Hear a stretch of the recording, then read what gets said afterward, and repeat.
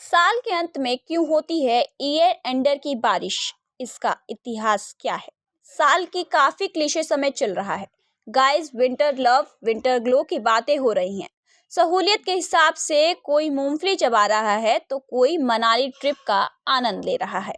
हर बार की तरह इस साल भी 100 सालों के 75 सालों के अलाना फलाना रिकॉर्ड टूट रहे हैं। सोशल मीडिया पर 100 सालों में पहली बार 75 साल का रिकॉर्ड टूटा जैसे फैक्ट्स की बाढ़ आ गई है। कभी दिसंबर में सबसे ज्यादा बारिश तो कभी इतने सालों बाद सबसे गर्म अक्टूबर के दावे। विंटर वर्सेस समर की डिबेट भी चल रही है। इसी डिबेट में मैं भी थी। तभी हमारे मैनेजर ने पूछा, इस साल का मीम राउंड अप बनाया क्या? तौबा तौबा, सारा मूड वही खराब हो गया। माने क्या ये राउंड अप? क्यों मनाए हम ईयर एंडर? क्यों जानना है आपको साल भर का रैप अप? क्यों सुनना है साल के उन इरिटेटिंग मीम्स को फिर से, जिन्हें साल भर बैंड्रॉट कर दिया? आपको नहीं पता है क्या कि आपने साल भर में क्या किया था? आपको नहीं याद कि विकी कौशल का हुस्न तेरा तौबा तौबा और तमन्ना भाटिया का आज की रात कितनी बार रिपीट पर सुना? या भूल गए कि क्यों नहीं हो रही पढ़ाई? बदोबदी को क्यों जूस पिला दो? I am just a chill guy तो नी सर्जरी कराऊंगा जैसे मीम टेम्पलेट्स ने साल भर मेरी फीड की रंगोली बनाई है। तो जब सब पता है तो मैं क्यों बताऊं कि साल भर क्या क्या हुआ? गूगल को क्यों बता रहे हैं फलाना व्यक्ति या ठिकाना, हीरो हीरोइन और शहर कितनी बार सर्च हो रहा है? स्पॉटिफाई हर बार आपके प्रीतम रैप सारी सिर्फ स्पॉटिफाई रैप क्यों रिलीज कर रहा है? मुझे जानना था कि इस झंझट माने इस प्रोसेस की शुरुआत कैसे हुई थी। ईयर एंडर भले ना बना पाऊं, पर ये शुरू कैसे हुआ और ये चलता ही क्यों जा रहा है ये जान लेती हूँ। ये फितूर शुरू कब हुआ? साल भर के इस बही खाते की शुरुआत का सच पता करना था।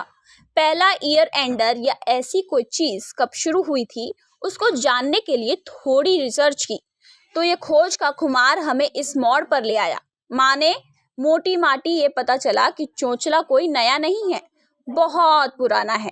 ये 3000 BCE से शुरू हो गया था। तब इजिप्शियन और बेबीलोनियन रिकॉर्ड्स मेंटेन किए जाते थे ताकि साल भर के बड़े इवेंट्स, एस्ट्रोनॉमिकल ऑब्जर्वेशंस और शाही फरमानों का हिसाब दर्ज किया जा सके।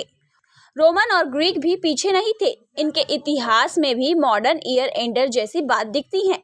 माने जैसे आजकल चल रहा है, कुछ कुछ वैसा हो रहा था उस वक्त। कहाँ कहाँ से गुजरा ईयर एंडर। इसके बाद 1500 से 1900 के वर्षों में भी इसका चलन जारी रहा। प्रिंट मीडिया में पंचांग और न्यूज़पेपर समरी में इसके उदाहरण है। वही पंचांग जिसमें आजकल 2 दिनों की होली, 2 दिन की दिवाली वाला कंफ्यूजन छपा होता है, पर इसके अलावा भी साल भर के कई ब्यौरे होते हैं। ग्राहों की चाल, मौसम का हाल सब नोटेड। इसी दौरान न्यूज़पेपर का नेटवर्क भी फैल रहा था, तो मीडिया हाउस ने साल भर की बड़ी और अहम घटनाओं को एनुअल समरी पब्लिशन करना शुरू कर दिया। जैसे अभी के न्यूज़पेपर्स, टीवी और डिजिटल प्लेटफॉर्म्स बनाते हैं, कुछ उसी से मिलती जुलती समरी उस वक्त पब्लिश होती थी। फिर आया मॉडर्न एरा। 1900 के बाद मीडिया और एंटरटेनमेंट इंडस्ट्री ने इसे अपनाया। 1900 से 2000 वाले साल के दौरान कई राउंड अप शुरू हुए। जैसे साल 1929 में टाइम मैगजीन ने अपना ईयर इन रिव्यू शुरू किया, जिसमें दुनिया भर के इवेंट की कॉम्प्रिहेंसिव यानी ठीक ठाक समरी फीचर की गई। साल 1936 से बिलबोर्ड मैगजीन ने ईयर एंड चार्ट जारी करना शुरू किया। इसमें टॉप गाने, आर्टिस्ट और एल्बम की रैंकिंग बताई जाती थी। इसके बाद 1950-1980 के दशक के बीच टेलीविजन और रेडियो स्टेशनों ने साल के अंत में स्पेशल ब्रॉडकास्टिंग शुरू कर दी। इसमें पूरे साल के काउंटडाउन, हाइलाइट्स और रिव्यू शामिल होते थे, मानो बिनाकत गीतमाल का बड़ा वर्जन। इसके बाद आया अपना वाला टाइम, बोले तो डिजिटल एज। 2000 के पहले दशक में IMDb, मेटाक्रिटिक जैसे website top movies, TV shows और म्यूजिक के लिस्ट निकालने शुरू हुए। 2010 के बाद से फेसबुक, इंस्टाग्राम और ट्विटर, जो अब एक्स हो गया है, इन सोशल मीडिया प्लेटफॉर्म्स ने एनुअल ईयर एंडर लिस्ट बनाना शुरू किया। इसमें साल भर के टॉप ट्रेंड्स, हैशटैग्स और मूवमेंट्स का कलेक्शन होता है।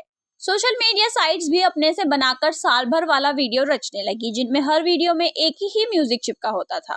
इसी के इर्द गिर्द सालों में इन्फ्लुएंसर्स, कंटेंट क्रिएटर्स और व्लॉगर्स ने भी अपने अपने ईयर एंडर लिस्ट पोस्ट करना शुरू कर दिया। इसमें इनके पर्सनल हाइलाइट्स, फेवरेट प्रोडक्ट्स और टॉप रिकमेंडेशन शामिल होती थी।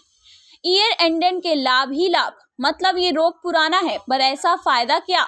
इसे बनाने से इंटरनेट से पूछा मैंने तो पता चला इसके पीछे कोई मिशन छिपे हैं। जो जवाब मिले आपको भी बताती हूँ। इंटरनेट कहता है साल के अंत में रिवाइंड्स के क्रेज और इसके बोलबाला के पीछे, इस दीवानगी के पीछे नॉस्टैल्जिया, सेलिब्रेशन और क्लोजर जैसे इमोशन मिक्स है। इसमें नॉस्टैल्जिया और रिफ्लेक्शन का भाव है। रिवाइंड से बीते साल की अहम घटनाओं, ट्रेंड्स और यादगार पलों को फिर से जीने का मौका मिलता है। ये वो चीज़ें होती हैं जो हमने या तो देखी होती हैं या फिर मिस कर दी होती हैं, तो इकट्ठे एक जगह सब इंफॉर्मेशन मिल जाती है। एक लाइन में कहे तो बीते साल को याद करना अच्छा लगता है।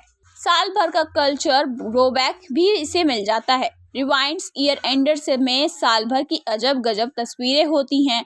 कौन सा मीम चला, कौन सा गाना हिट हुआ, कौन सी फिल्म या घटना ने तहलका मचाया, माने सोसाइटी के अलग अलग हिस्सों से निकली यादों को एक जगह समेटने जैसा। क्लोजर का एहसास, माने आपको वैसी किसी चीज का क्लोजर मिला हो ना मिला हो, पर ईयर एंडर से साल भर का क्लोजर जरूर मिल जाता है।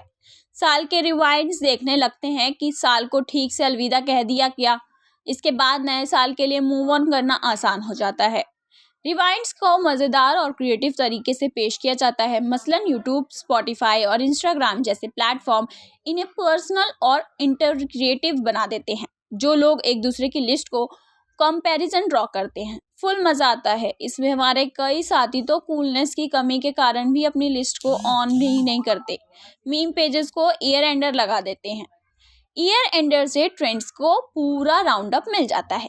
इससे ट्रेंड्स और बड़े बदलावों को समझना थोड़ा और आसान हो जाता है, जैसे कौन सी टेक्नोलॉजी आई, कौन सी आदतें बदली या कौन से कलेक्टिव अचीवमेंट्स हुए। FOMO यानी फियर ऑफ मिसिंग आउट। इसके पहले की बातें जो थी ना, सब बेवजह लगी भाई। असल में आधी से ज़्यादा चीज़ें मनुष्य इसलिए करता है क्योंकि उसको फोमो नहीं झेलना है। लोग पीछे नहीं रहना चाहते। ऐसे में साल भर जो छूट गया उसे पकड़ने का सबसे आसान तरीका है साल के रिवाइंड्स। हर दोस्त सब साल भर कौन से अंग्रेजी गाने सुने या पॉडकास्ट सुनगा बात बुद्धिजीवी और बुद्धिभोजी बन रहा होता है, तो कैसे न बताऊं कि साल में मैंने 400 घंटे अल्ताफ राजा सुना। इसलिए कोई कुछ भी न कहे, मेरे हिसाब से तो फोमो की वजह से हो रहा है। और जो भी ये ईयर एंडर्स अब एक आदत बन चुकी है। हर न्यूज़ वेबसाइट्स के पीछे SEO टीम बैठी है जो दूसरी वेबसाइट की खबरें देख सोचती है कि हमें भी इन कीवर्ड्स पर कुछ स्पेशल बना देना चाहिए। गूगल डिस्कवर पीछे ना रह जाए, कुछ बज बनाए। वैसे आपको इस बारे में क्या लगता है, कमेंट्स बॉक्स में ज़रूर बताइएगा। और शुरू में जो मैंने बातें कही थी वे इस वक्त लोग क्या क्या कर रहे हैं, उसमें एक चीज़ तो रह गई थी। लोग इस वक्त न्यू ईयर रेजोल्यूशन भी ले रहे हैं। भले इनके पीछे सभी रेजोल्यूशन का कॉम्प्लाइनेशन दिल्ली के लैंडफिल्स उफ गाजीपुर के पहाड़ में बदल गया है, लेकिन हर बार की तरह इस बार भी बड़ी बड़ी प्लानिंग की है। क्यों करते हैं लोग ये सब, आपको पता है क्या? इस वाले सवाल का भी जवाब हमें कमेंट में ज़रूर बताइए।